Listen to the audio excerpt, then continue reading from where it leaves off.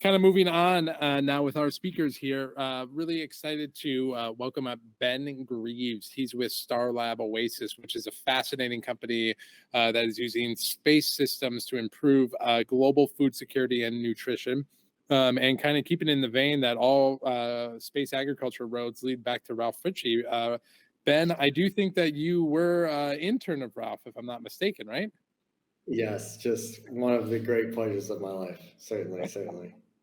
Great. Hey, also before you get started, I do have to make a quick shout out. I was just listening to your episode on Gardeners of the Galaxy, which is a podcast just dedicated to space agriculture. So for those that think there's a podcast for everything these days, you are right. So Gardeners of the Galaxy, Ben has a really interesting episode on there.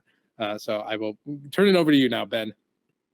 Awesome. Well, yeah, I appreciate that. Emma is absolutely incredible. So it was a great opportunity to be able to be on that podcast.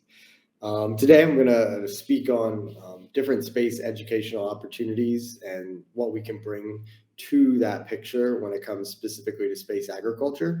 And I'm also obviously being here in Abu Dhabi in the United Arab Emirates. I'm going to tailor this a bit to some of the international opportunities. And this slide also serves as a reminder that if you ever want to get away from the snow of North Dakota, you're more than welcome to host a Space Ag conference out here in the desert while we have some incredible skies out here. So as mentioned, my name is Ben Greaves. I'm a lead engineer here at StarLab Oasis. I have previous time, as mentioned, under Ralph Fritchie at NASA Kennedy Space Center. I also spent some time at NASA Langley Research Center with their agricultural group working on Martian greenhouses. Spent some time with the U.S. Peace Corps in West Africa. And then some of these pictures here are with the High Seas astronaut analog in Hawaii. You can also connect with me on LinkedIn there on the right. I'll also have this slide at the end of our time. So I really wanted to split this talk into expressing the need here on Earth, and being here in the UAE, it's more present than ever. Some of the challenges that we're facing with climate change, and some of the technologies that have really not found their way apart from North America and Europe, and how we can make sure that we can spread that here, and then pair that with the opportunity that we're presented with the furthering of space exploration. So starting with on the left here, I think we're all aware, as you can see with some of these talks, of the rapid pace of technology when it comes to closed environment agriculture, and even moving further out than agriculture. Some of the presentations regarding electrolysis previously, obviously water reclamation, waste reclamation, critical for our sector, but also many sectors as well. And a lot of times that technology doesn't really make its way to rural areas, especially with internet access issues. And so there's really a need to find ways to develop some educational programs. And when we think education, we often think of students, but this obviously spans has no age limit when it comes to different groups that could use this, especially with my last point, just jumping to the bottom of how the average age of the U.S. farmer has increased almost 10 years since the 1970s, and continues to increase. And so in order to continue to bring in that youthful energy, and be aware of some of the technologies and be able to use some of these technologies that we talk about today, sometimes it's important to continue to increase some of that educational programming.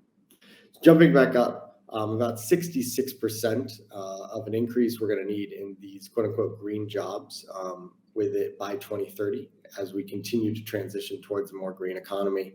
And a lot of these jobs, whether it be agricultural workers, life science technicians, and environmental engineers, I would say are very present in this conference today.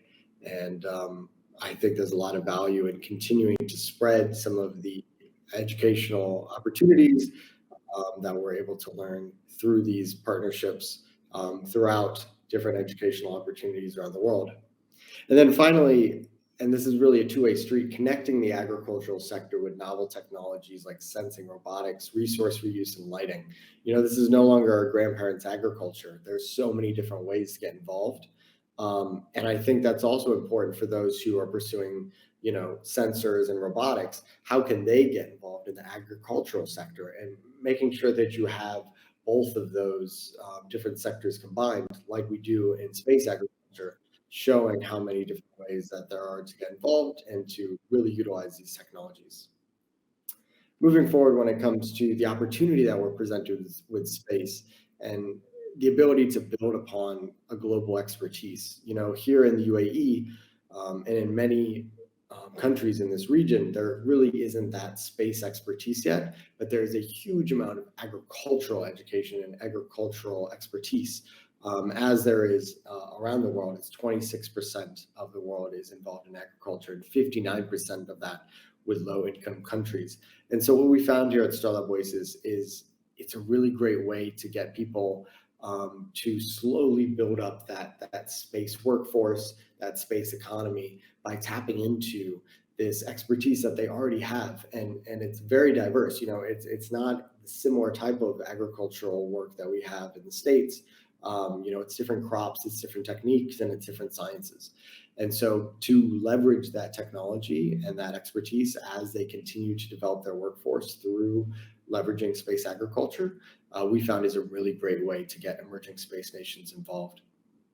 And then, as one of my favorite childhood stories, Stone Soup, one of the really great ways that space agriculture brings together a lot of nations is by having these emerging space nations bring together their specialty crops that might only grow in their nation, and that, coming from the States, I wasn't aware of until I moved out here or spent time in West Africa. There's a lot of crops that I don't think that we explore nor are part of our cuisine, that I think would allow us to not only have a more inclusive diet as we continue to explore the solar system, but also look at crops that are simply more efficient, and might be able to tap into and fulfill our full nutrient and caloric needs in maybe a more efficient way than some of the crops that we have, in the States and in Europe.